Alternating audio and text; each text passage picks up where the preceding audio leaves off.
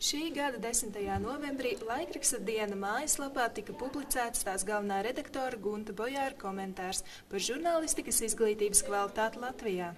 Mācību spēks savu viedokli par to jau izteica, taču ko par to saka paši žurnālistikas studenti, devāmies noskaidrot mēs.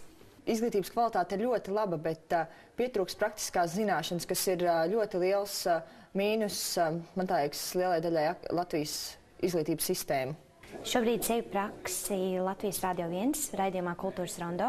No paša sākuma es atzīšos, ka sagatavotības praktiski nebija, jo universitātē mēs par radio esam mācījušies, man liekas, aptuveni šitī. Un aptuveni ar tādām zināšanām es arī tur aizgāju. Viens ir zināt struktūru un tematisko bāzi, bet otrs ir saprast, kā dzīvē tas viss notiek. Kā ir mācīties vairāk nekā 200 kursu biedriem?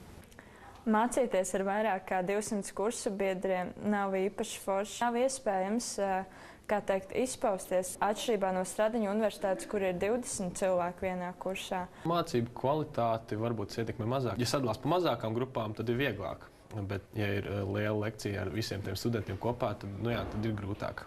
Tieši pasniedzējiem, man liekas. Par Bojāra komentāru. Es savā ziņā saprotu viņu, jo uzņemot savā redakcijā praktikantus, un ja viņi tiešām interesēs par kaut kādām tēmām, viņi nezina elementāras lietas, tas varētu radīt vilšanos, bet vaininieks šajā situācijā nav universitāte, jo, manuprāt, universitātei nav jāmāca studentiem elementāras lietas. Es nepiekrītu, ka tā ir universitātes vaina, kad ir šādi studenti.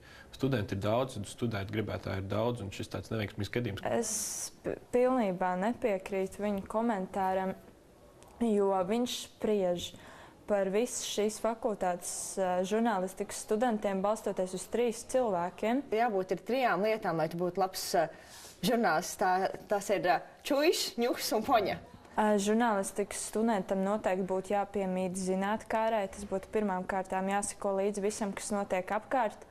Un arī jāmēģina izprast tās lietas ne tikai vietējā līmenī, bet arī globāli. Viņam vajadzētu papētīt pasaulē atzītu žurnālistu darbus, kā viņi strādā, ko viņi vērtē, un līdz ar to lēnā garā būvēt kaut kādu pašam savu viedokli un skatīties uz lietām analītiski. Man liekas, kas ir pats svarīgākais, ir komunicēt ar avotiem tā, lai tu vies viņos uzticamību, lai tev ir tie cilvēki, kur nāk pie tevis un kur var tev izstāstīt visas tās lietas. Jo, ja tev nav šīs komunikācijas prasmes, tad es domāju, ka tu vari būt labs žurnālists, bet tu nebūsi izcils.